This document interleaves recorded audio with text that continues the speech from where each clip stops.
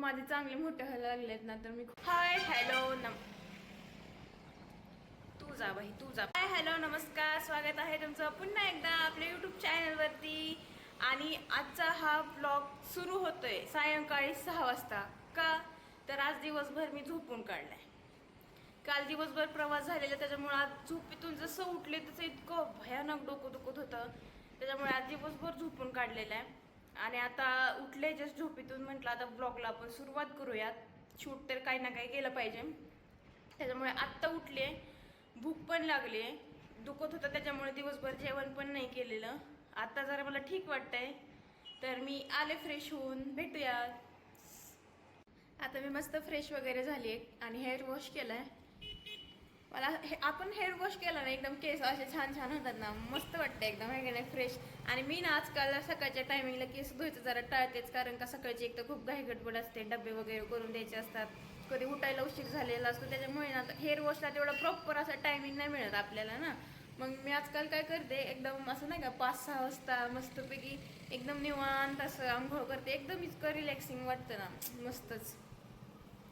आणि मी आजकाल माझं हेअर केअर जरा मनावरती घेतलं. आणि एक तेल मी मागवलं होतं, इंस्टाग्रामवरूनच मागवलं होते मी तेल. आणि इतकं सुंदर ते तेल आहे, इतकं सुंदर आहे. मी माझ्या आईला, आत्याला, मावशीला, मी स्वतः आधी वापरलं. मला त्याचे छान रिझल्ट मिळाला, म्हणून मी त्यांना पण मागवून दिले. आणि ह्यांना पण खूप असा कोंडा झालेला डोक्यात. म्हणजे त्यांचा कोंडा ना खूप जुना होता, म्हणजे कधी त्यांच्या डोक्यातला कोंडा हटलाच नाही. म्हणजे मला जसं आठवते, म्हणजे आम्ही जसं एकमेकांना ओळखतो किंवा जसं आमचं लग्न झाले, तसं मी त्यांच्या डोक्यातनं कंटिन्यू कोंडा बघितलेला. म्हणजे असं वाटतं की त्यांचा स्काल्फच ड्राय आहे किंवा त्यांची स्काल्फ जन्मजात तसं आहे, मला असं वाटायचं. पण एवढ्यात त्यांचा ना कोंड्याचा प्रॉब्लेम भरपूर वाढलेला. म्हणून आणि ते संपलं होतं माझ्याकडचं ॲक्च्युली. मग मी म्हटलं की ट्राय करून बघूयात की बाबा ह्याने कोंडा कमी होतोय का. आणि त्यांना ना मी ते 3च दिवस लावलं तेल, पण त्यांचा कोंडाच पूर्णपणे गायब झाला. पण मलाच आता आश्चर्य वाटते की एवढंच इफेक्टिव्ह खरंच आहे का. आणि म्हणजे छान वाटतं, मला आवडतात मोठे केस. आणि आता माझे चांगले मोठे व्हायला लागलेत ना, तर मी खूप हॅप्पी आहे. आता हे येत आहेत, आता दूध नाही आहे घरात, चहा बनवायचा आहे. ते येत आहेत, तर त्यांना म्हणलं येताना दूध घेऊन या. आणि मला बाजारला पण जायचं आहे, घरातला बाजार सगळा संपलेला आहे. बाहेर जायचं होतं गावी, म्हणून मी जास्त बाजार भरला नव्हता, कारण का खराब होऊन जाईल म्हणून. तर मग आता बाजारला पण जाणार आहे. आणि आज ते म्हणतात की अंडा बिर्याणी बनवायची. मग आता खरंच अंडा बिर्याणी बनवत आहेत का बाहेर जेवायला घेऊन जात आहेत, बघूयात काय होतंय. जर अंडा बिर्याणी बनवणार असेल तर डिटेल रेसिपी तुमच्यासोबत शेअर करेल. आणि जर बाहेर जाणार असेल तर मग लेट्स सी.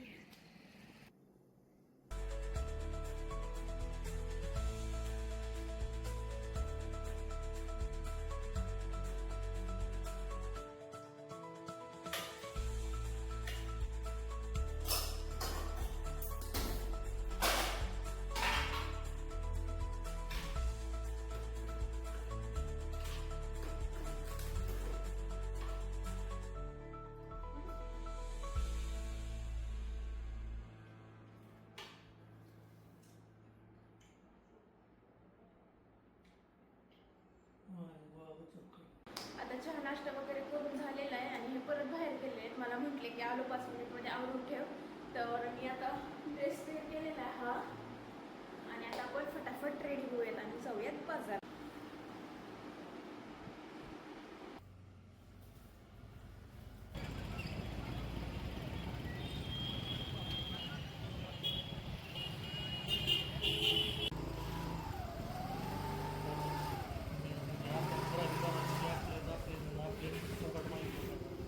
तर आम्ही मस्तपैकी सगळा बाजार वगैरे घेऊन आलेलो आता. पण असं ठरलं की आपण बाहेर जेवायला नको जायला, घरीच अंडा बिर्याणी बनवूयात. आणि मी ह्याच्या आधी खूप वेळा बनवली अंडा बिर्याणी, पण म्हटलं की ह्यावेळेस तुमच्यासोबत रेसिपी शेअर करू, म्हणून आता मी तुमच्यासोबत रेसिपी शेअर करत आहे. लाईट गेलेली आहे, आता थोडीफार मी तयारी करून घेतलेली आहे. तर आता आपण रेसिपीला सुरुवात करूया. तर आता सगळ्यात पहिले तर मी काजू फ्राय करून घेत आहे. मी कढईमध्ये तेल घेतलेलं आहे आणि त्याच्यामध्येच मी काजू फ्राय करून घेतलेले. आणि काजू साईडला टाकून आपल्याला त्याच्यामध्ये कांदा ॲड करायचा आहे, आपण उभा चॉप केलेला बारीक बारीक. आपल्याला ह्याचा बिरिस्ता बनवायचा आहे, त्याच्यामुळे मी हा कांदा ना एकदम बारीक चॉप करून घेतलेला आहे. आणि जास्त हाय फ्लेमवरती आपल्याला कांदा नाही भाजायचा आहे, कारण काय होतं, तो भाजला ना व्यवस्थित त्याचा बिरिस्ता तयार होत नाही. आपल्याला मीडियम टू लो फ्लेमवरतीच हा बिरिस्ता तयार करून घ्यायचा आहे. आणि बिरिस्ता ना पूर्ण ब्राऊन होऊन द्यायचा नाही आपल्याला अजिबात. त्याच्यात थोडंसं आधी आपल्याला काढायचं, कारण का आपण जेव्हा त्याला काढतो ना त्याच्यानंतर 5 मिनिटांनी परत तो जरा त्याचा कलर चेंज होतो, त्याच्यामुळे थोडं आधी काढून ठेवायचं. आता बिरिस्ता वगैरे रेडी करून झालेला आहे आणि आपण ज्या तेलामध्ये बिरिस्ता केला होता ना त्याच तेलामध्ये आपल्याला थोडी चिमूटभर हळद आणि चिमूटभर लाल तिखट टाकून आपण जे अंडे बॉईल केले होते ना त्याला 4-5 चिरं देऊन आपल्याला त्या तेलामध्ये टाकायचं आहे. आणि तोपर्यंत अंडे परतायचे जोपर्यंत त्याची वरची जी अंड्याची लेअर आहे ती क्रिस्पी नाही होत. मग अंडे साईडला काढल्यानंतर परत त्याच तेलामध्ये आपल्याला बेसिकचे खडे मसाले टाकायचे. आता माझ्याकडे जेवढे अवेलेबल होते ना मी तेवढे टाकले, पण तुमच्याकडे मसाला विलायची जर असेल ना तर तुम्ही जरूर टाका, कारण का त्याने बिर्याणीला टेस्ट ना खूप छान येतं. आता माझ्याकडे नव्हते त्याच्यामुळे मी नाही टाकली, पण बाकीचे जेवढे होते ते टाकले. तर खडे मसाले टाकल्यानंतर आपल्याला त्याच्यामध्ये उभा स्लाईस केलेला कांदा टाकायचा. बिर्याणीसाठी नेहमी आपल्याला कांदा जास्तीच लागतो, ह्याचं जरा विचार करून चालायचं. मग ह्याच्यानंतर कांदा ना एकदम आपल्याला लो टू मिडियम फ्लेमवरतीच आपल्याला परतवून घ्यायचा आहे. हाय फ्लेमवरती परतवला ना की काय होतं, तो जळून जातो.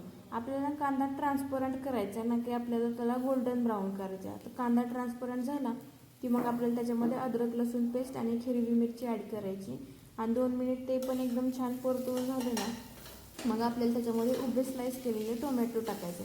आता टोमॅटो टाकल्यानंतर 2 मिनिट गॅस मी हाय केलेला, कारण का आपल्याला टोमॅटो तोपर्यंत परतायचे जोपर्यंत ते एकदम सॉफ्ट नाही होत. 2 मिनिट मग त्यांना हाय फ्लेमवरती परतवल्यानंतर मी गॅस बारीक केला होता आणि एकदम त्याची फाईन पेस्ट होईपर्यंत मी त्याला परतवलं होतं. एकदम टोमॅटो असा कांद्यामध्ये मिक्स झाला पाहिजे. आता एकदा का टोमॅटो कांद्यामध्ये एकदम व्यवस्थित मिक्स झाला की मग त्याच्यामध्ये आपल्याला मसाले टाकायचे. मग मसाल्यामध्ये मी टाकलेली हळद, लाल मिर्च पावडर, धना पावडर, गरम मसाला आणि बिर्याणी मसाला थोडा जास्ती वापरायचा, बाकीचे मसाले कमी कमी वापरायचे. आता बिर्याणी आहे म्हटलं की थोडा तो मसाला आहे ना आपला बिर्याणी मसाला तो जास्तीच मी ॲड करते दरवेळी.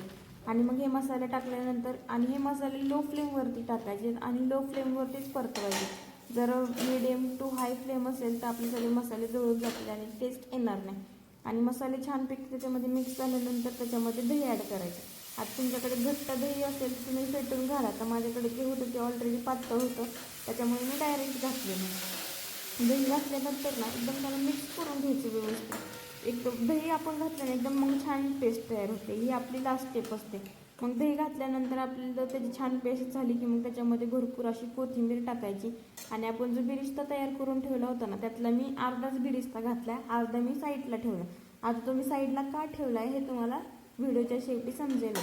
मग ही अशी एकदम छान पेस्ट तयार झाली ना कोथिंबीर दही वगैरे सगळं घालून, मग आपल्याला त्याच्यामध्ये आपण भिजत घातलेला तांदूळ घालायचा आहे. बिर्याणीसाठी जो लागतो तांदूळ तो मी बाजारातून आणला होता आणि मी सगळी प्रोसेस करण्याच्या आधी त्याला स्वच्छ पाण्याने धुवून त्याला भिजत घातलं होतं. एक अर्धा तास तरी तो तांदूळ भिजला असेल. मग तो भिजलेला तांदूळ घातल्यानंतर एकदम त्याला छान परतवायचं. त्याच्यामध्ये आपल्याला अंडे ॲड करायचे, ते पण 2 मिनिट छान परतवायचे.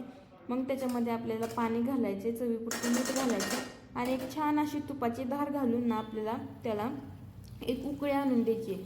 एक छानपैकी उकळी आली की मग आपण त्याच्यावर त्याला झाकून ठेवणार आहेत. आता ह्या बिर्याणीला शिजायला जास्ती काही वेळ लागत नाही, कारण का ऑलरेडी आपण तांदूळ तर भिजवलेलाच असतो त्याच्यामुळे तो सॉफ्ट झालेला असतो. आणि थोडंच पाणी घालायचं, जास्त पाणी घालायचं नाही आहे, कारण का भिजलेल्या तांदळाला जास्ती पाणी लागत नाही.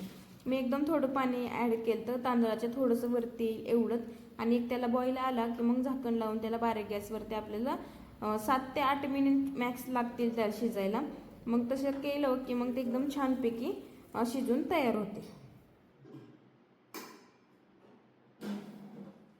आता बिर्याणी शिजायला टाकलेली आहे. आता थोडंसं त्याला टाईम लागेल, म्हणजे जास्त वेळ नाही लागणार, 5 ते 7 मिनिटांमध्ये शिजेल, कारण का आपण ऑलरेडी तांदूळ खूप वेळ भिजत ठेवलेला.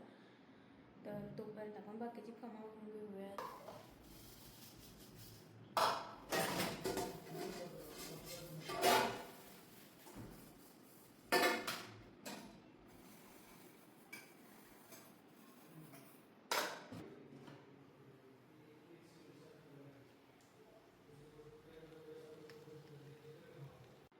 बिर्याणी शिजलेली आहे, पण पर्सनली मला असं वाटतं की जेव्हा आपण बिर्याणी बनवतो ना आणि गॅस बंद करतो आणि त्याच्यानंतर त्याला 10 मिनिट तरी नाही का रेस्ट द्यायची, म्हणजे लगेच गरम गरम खायला नाही घ्यायची. तुम्ही कोणताही राईस बनवा, मसाले भात असो, बिर्याणी असो, अंडा राईस असो, गॅस बंद केले गेले कधीच नाही खायचं, म्हणजे गरम गरम कधीच खायला नाही घ्यायचं. त्याला एकदम 10 मिनिट रेस्ट करून द्यायचं. ते रेस्ट केल्यानंतर त्याचे फ्लेवर्स येत नाही, एकदम मिक्स होतात एकमेकांमध्ये आणि ते खायला खूप छान लागतं. आता बिर्याणी झाली, मी गॅस बंद केलेला आहे, पण मी याला 10 मिनिट रेस्टला ठेवणार आहे, मग आपण खाऊयात. आता जे आपण काजू आणि बिरिस्ता साईडला थोडा थोडा ठेवला होता तेच वरती मी गार्निशिंगला वापरणार आहे. मस्त असे फ्राय केलेले काजू आणि बिरिस्ता टाकणार आहे आणि मी सोबत रायता पण केला होता, तो पण मी इथे ॲड करते.